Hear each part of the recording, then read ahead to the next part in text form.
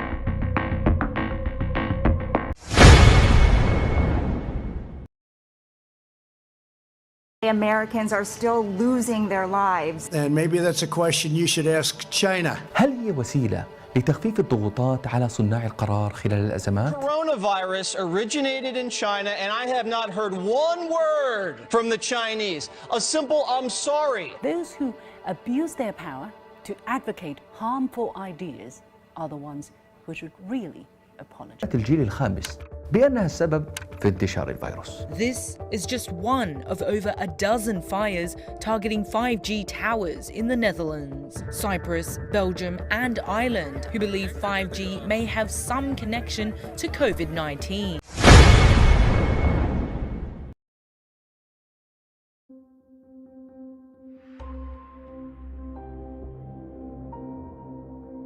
A few days ago, a group of scientists, doctors, environmental organizers, and concerned citizens got together and they called for the urgent stop to the deployment of 5G. They said that it's been proven harmful to human bodies, that this is an experiment on humanity, and that this should be called a crime under international law.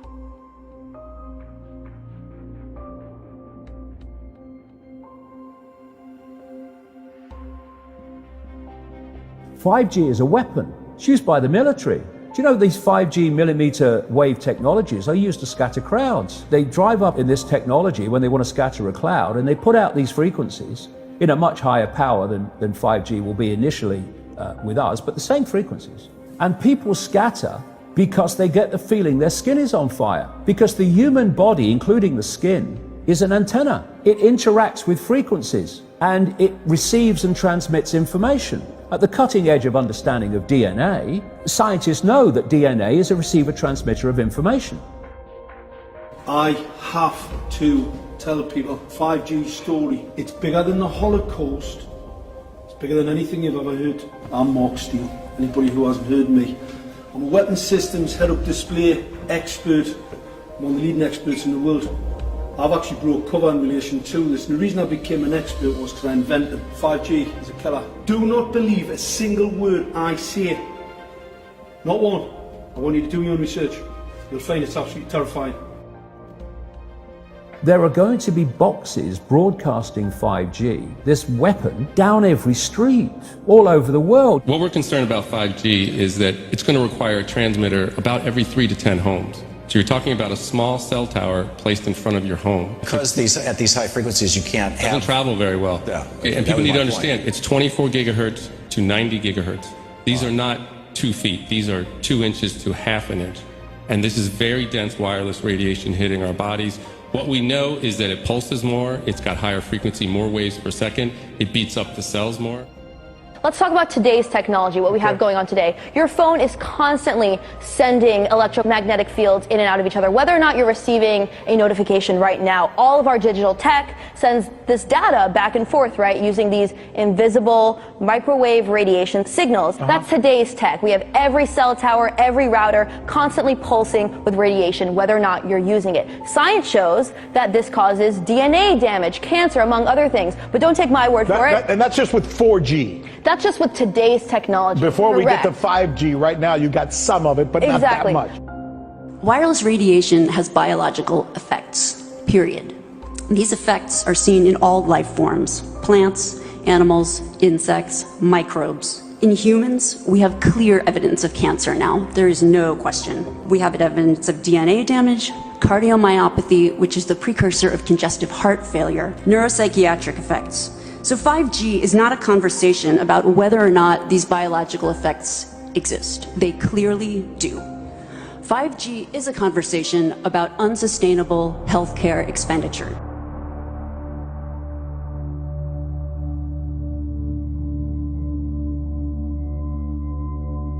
So we are electromagnetic, electrical organisms, transmitters and receivers of information.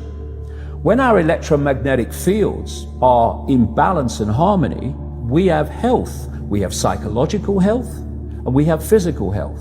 The reason that this technological society is causing so much psychological and, quote, physical disease is because these frequencies, technologically driven, and we live in this Wi-Fi world now and all the phone masts and all the rest of it, these technologically generated frequencies are scrambling the balance of the human electromagnetic electrical communication systems. And if you scramble them, you create a state of disharmony, dis-ease, which plays through to physical and mental, emotional, psychological dis-ease. And there's another point to this. The brain processes information electrically. It communicates with the cellular structure electrically, and it operates within a certain band of frequency.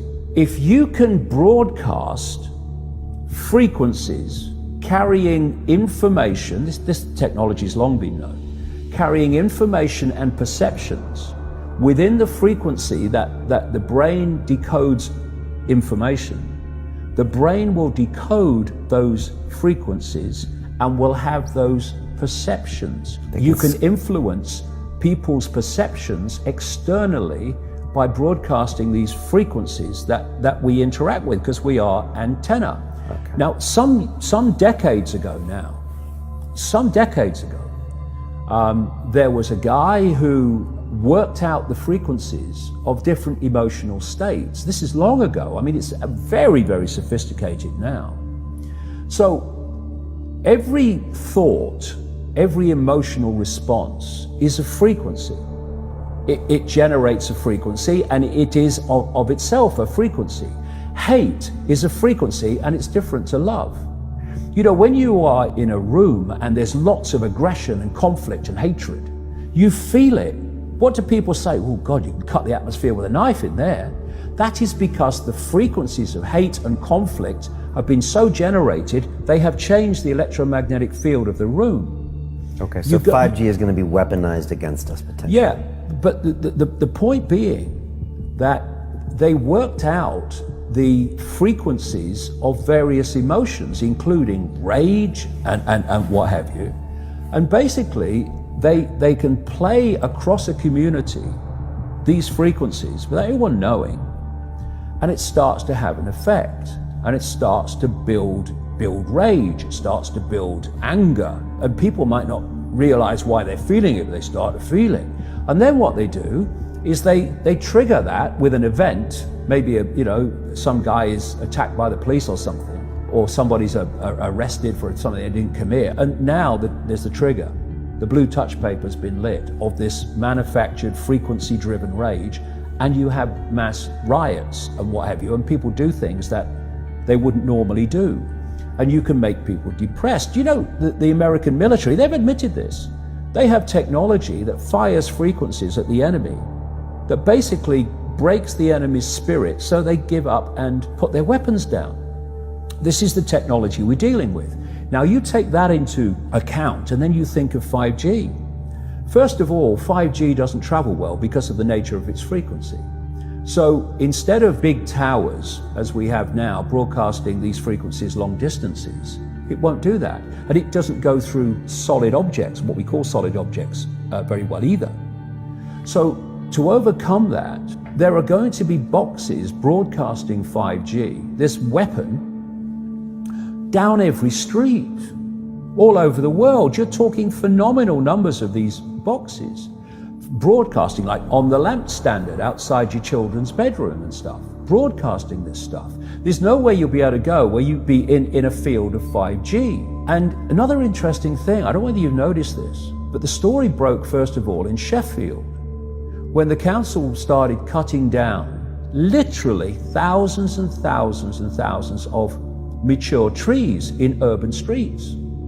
And there were big protests about it. You know, Sheffield claimed to be a green city, but all these mature trees were coming down, thousands of them. And my brother, he works as a call-out bus mechanic. So a bus will break down, they'll call him, we'll come down and fix it on the side of the road. So he's traveling all the time. And he's saying it's amazing how many mature trees are being cut down.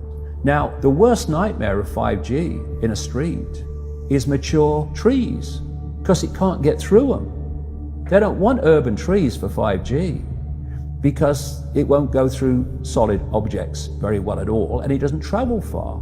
So we're going to have this explosion of 5G transmitters, and then, going back to what I said earlier, and they've admitted this too, there's going to be like 20,000 satellites up there beaming 5G at the Earth. What is our exposure in a day? It's not one cell phone. It's cell phones, it's multiple wireless networks, it's smart meters, it's cell towers. It's this sandwich, and it all adds up. And this is a serious problem for occupational health, public safety, and personal safety. And I feel that it's irresponsible to be even talking about the Internet of Things and rolling out a new untested technology when we're not even measuring what are our current exposures from the current networks.